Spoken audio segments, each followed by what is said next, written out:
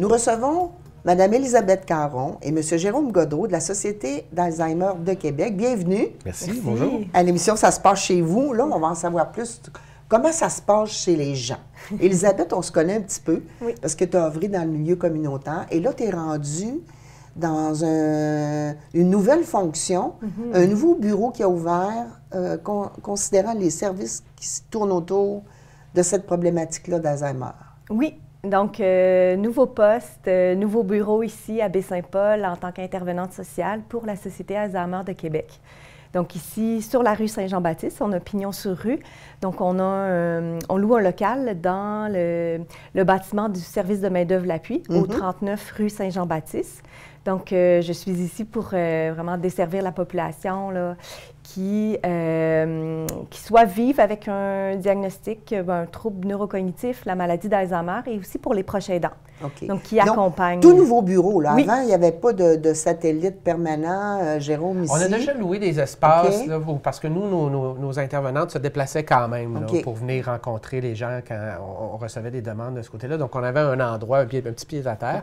Mais là, c'est vraiment la première fois qu'on a un bureau permanent là, situé dans le territoire de Charlevoix. Officiel. Oui. Wow. Oui. Alors, Jérôme Godreau, toi, tu es directeur général de la Société d'Alzheimer de Québec. C'est quoi vos mandats? Qu'est-ce qui va se passer dans la région de spécial? Là, on a un nouveau bureau avec une nouvelle permanence avec Élisabeth. Oui, bien en fait, la Société Alzheimer, notre rôle, c'est vraiment de supporter, d'informer, de donner de la formation aussi à toute personne qui est concernée par la maladie d'Alzheimer ou un autre trouble neurocognitif. Donc, peu importe la raison, donc qu'on ait reçu un diagnostic ou pas, on peut nous appeler puis on peut apporter soit de l'information, un soutien psychosocial ou on peut même offrir du répit. On a 2 centres de jour là, qui offrent du répit aux proches aidants de personnes atteintes de troubles neurocognitifs. Donc, c'est notre mission générale et on commence vraiment à travailler à étendre notre présence sur le territoire. Donc, le nouveau point de service à Charlevoix est vraiment la première étape qui vise à être plus présent sur le terrain. On vient de démarrer une campagne de financement. C'est notre 40e anniversaire cette année. Bravo. Merci. Donc, on vise justement à aller chercher 400 000 $ auprès de l'ensemble de la communauté, la population de la région de la capitale-nationale, parce qu'on a plusieurs projets de développement. Et un de ces projets-là, c'est justement d'être en mesure d'offrir des services spécialisés pour l'ensemble des MRC. Donc, on a quelqu'un qui est plus dans l'ouest du côté de Portneuf, Jean-Cartier. On ouvre un projet de répit à l'île d'Orléans aussi à partir de cet été. Donc, on souhaite vraiment se rapprocher du terrain sur l'ensemble du territoire. Quels vont être tes défis ou quels sont tes défis? Le bureau est ouvert depuis combien de temps, là, Élisabeth? Le bureau est ouvert, en fait, depuis quelques semaines. Mes défis, en fait, c'est de rejoindre la population. Mais c'est pour ça que je suis ici aujourd'hui, en fait, c'est pour faire connaître, en fait, faire connaître le service, aller vers les gens.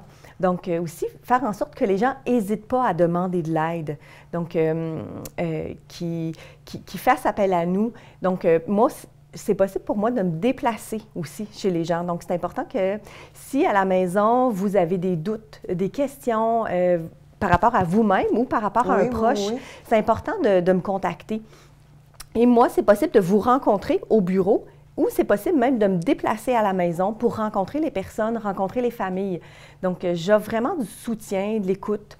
Je donne beaucoup d'informations pour permettre aux personnes de mieux accompagner leurs proches. Parce que c'est ça un défi. Parce que quand on est proche aidant, on ne sait pas comment accompagner le proche, comprendre les manifestations de la maladie d'Alzheimer ou des autres troubles neurocognitifs. Donc, ce n'est pas évident de se positionner en tant que proche aidant. Donc, c'est ça mon défi à moi. C'est d'accompagner les proches à bien faire leur travail auprès de leurs proches. Puis encore, je pense beaucoup d'informations ou de démystification à faire autour de cette maladie-là. Quand on discutait un petit peu avant que l'émission commence avec Jérôme, puis qui disait, tu sais, chaque cas peut être presque unique en fin de compte. On ne peut pas comparer ce qu'on a peut-être connu d'une personne ou qu'on a entendu parler. Mais quand on est dedans, bien, on a besoin, je pense, d'avoir des gens autour de nous qui vont nous soutenir. Soit si on apprend qu'on a le diagnostic parce que ça doit être un choc, là, mais pour ceux qui accompagnent aussi puis qui suivent l'aspect de dégradation qui s'installe à plus ou moins rapidement, là. J'imagine que les gens ont vraiment besoin d'avoir des personnes qui vont les guider puis les envoyer aux bons endroits aussi. Tout à fait. C'est vraiment mon rôle. Puis c'est pour ça que j'invite les gens à venir me voir, me parler de la réalité. de la personne qui accompagne parce que chaque réalité est complètement différente. Les manifestations, l'évolution est différente. Donc, en comprenant mieux ce qui se passe avec la personne, bien là, je peux plus donner des trucs, des conseils, des stratégies, puis aussi référer aux bonnes ressources. Donc, faire le lien avec la travailleuse sociale, référer aux différentes ressources communautaires qui existent dans Charlevoix pour offrir du répit à la personne, tant au niveau de, par exemple, référer vers des popotes roulantes, référer vers différentes ressources qui vont aider le proche aidant dans son rôle. OK. Puis, est-ce que j'imagine, parce que, bon, quand on a nos parents vieillissent, des fois, on peut se rendre compte qu'il y a des petits défis. Puis, c'est pas toujours facile d'aborder ça avec ses parents ou même les gens proches de nous. Ça peut être notre conjoint ou notre conjointe. J'imagine que tu as beaucoup d'ouverture à recevoir la personne qui vient pour te dire, bien, il me semble que mon conjoint, je me rends compte qu'il y a des problématiques. Puis, tu sais, souvent, il y a beaucoup d'agressivité autour de cette maladie-là, soit parce que les gens vont refuser de se rendre compte. Qu'est-ce que tu peux faire pour les gens à la maison là, qui auraient des doutes, peut-être leur sœur, leur frère, leur conjoint, leur conjointe, leurs parents? C'est quoi la première chose à faire? Bien, la première chose à faire, bon, c'est de m'appeler, c'est de venir me voir, puis on va voir ensemble comment approcher la personne tout en douceur. Puis l'important, c'est de ne pas confronter la personne par rapport à ses pertes. Parce que là, la personne va se refermer. Parce qu'elle-même, elle est consciente qu'elle a des pertes, c'est évident. Donc, elle vit beaucoup de frustration, d'anxiété. Donc, c'est très... chaque situation est différente. Donc, c'est important d'en parler avec une intervenante, puis de ne pas rester seule à la maison. Parce que les gens, ils vont hésiter à aller chercher de l'aide, comme dans toute problématique. Ils vont vouloir s'en occuper à la maison tout seul, mais on ne peut pas faire ça tout seul, cet accompagnement-là. Il faut des professionnels autour de nous, en parler aux médecins. Puis moi, je peux aider aussi les gens à préparer la visite chez le médecin. Donc, notre aide est très... spécifique, adapté à la réalité de chaque personne. Si je peux me permettre de rajouter quelque chose, souvent on est dans le jugement, qu'on commence à percevoir des symptômes de la maladie, qu'on ne sait pas nécessairement qu'il y a présence de cette maladie-là. Souvent, la personne atteinte peut avoir l'air d'être négligente et puis à partir de ce moment-là, bien, ça fait en sorte que on devient un peu plus méfiant de la situation, on ne comprend pas pourquoi la personne se laisse aller, alors que ça fait partie des symptômes de la maladie. Et à partir du moment où on comprend que ça fait partie de la maladie, bien là, notre regard change, puis on est dans une posture, on est beaucoup plus disponible pour aider la personne. Donc, c'est pour ça que c'est important d'aller chercher de l'information. Quand il se passe des phénomènes qu'on trouve un peu curieux, qui nous dérangent même à la limite, parce que ça peut effectivement être une manifestation de la maladie. Dis-moi, Jérôme, est-ce que vous donnez aussi un support au niveau de la compréhension de est-ce qu'il y a de la médication qui existe? Est-ce qu'il y a des choses que les gens peuvent faire ou prendre? Je sais que ma mère, elle a eu des patchs pendant un bout de temps parce que ma mère, elle a eu son diagnostic. Bien, évidemment, on n'est pas des professionnels de la santé, on n'est pas des médecins, donc c'est généralement les médecins qui sont plus spécialistes de la médication. Mais oui, s'il y a des questions par rapport au traitement, on peut être en mesure de donner certaines réponses. Il n'y a pas encore, malheureusement, de traitement disponible qui permet de guérir, d'intervenir pour changer le cours de la maladie. Maintenant, ce qu'on offre présentement, c'est surtout des médicaments qui vont réduire les symptômes. Donc, si la personne a des pertes de mémoire, de la difficulté à s'orienter, il existe des médicaments qui peuvent stimuler certaines zones du cerveau et faire en sorte que la détérioration va être un peu plus lente.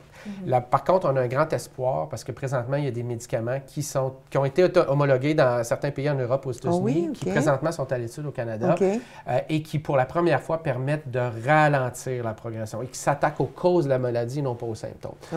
Et on est au tout début de ça. Donc, dans une perspective de dizaine, quinzaine d'années, on pense qu'on pourrait avoir des percées quand même très intéressantes. Parce que c'est sûr que des fois, c'est peut-être difficile.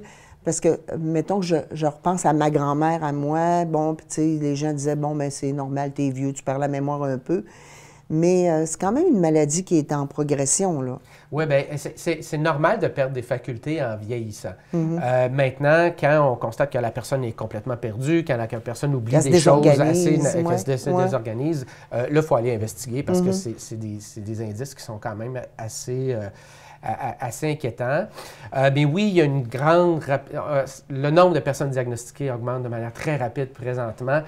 D'une part parce que l'âge est un des principaux facteurs, un des principaux facteurs de risque de la maladie. Donc, ce qui fait en sorte que de plus en plus de personnes qui reçoivent un diagnostic, on est meilleur aussi pour diagnostiquer. Présentement, là, on estime que d'ici 2050, le nombre de personnes atteintes d'un trouble neurocognitif va doubler au Québec et au Canada. Donc, ça va créer une immense pression sur le réseau de la santé parce que ces gens-là ont besoin de services. Et toutes les stratégies qu'on peut mettre en place pour ralentir la progression vont avoir un impact. Et nous, notre rôle, justement, on peut aider à faire en sorte qu'on contribue, par exemple, en offrant des services de stimulation, en offrant du répit, tout ce qui va permettre aux gens de rester le plus longtemps possible à la maison, bien, va réduire la pression qu'il pourrait y avoir sur le réseau. Oui, il y a encore bien du travail à faire. Donc, Elisabeth, je suis sûre que tu ne chômeras pas dans les prochaines semaines, les prochaines années. Qu'est-ce qu'il y a de spécifique là, avec le nouveau point de service à Baie-Saint-Paul? Est-ce que tu as des projets dans les prochains mois, prochaines années? Actuellement, en fait, j'offre du soutien davantage individuel aux proches, aux familles. Et je suis en préparation, en fait, à une programmation cet automne, là, donc éventuellement faire plus des interventions de groupe, là, des groupes de soutien. Donc, c'est tout en travail. Tu es en train de mettre ça en place. Tout à fait. Donc, faire des liens avec les partenaires du milieu pour bien faire connaître, pour assurer un référencement et tranquillement mettre en place une programmation pour cet automne. Écoutez, merci M. Géron. Merci Elisabeth d'être venue, Société d'Alzheimer de Québec. Donc, on a maintenant un point de service à Baie-Saint-Paul sur la rue Saint-Jean-Baptiste dans les locaux du service de main-d'œuvre à l'appui. Oui. C'est bien ça? Oui, oui, oui. Mais, donc, bien aussi, je voulais peut-être préciser le numéro de téléphone pour me rejoindre. Oui, bien important. Oui, c'est le 418-527-4294 et c'est le poste 142. Parfait.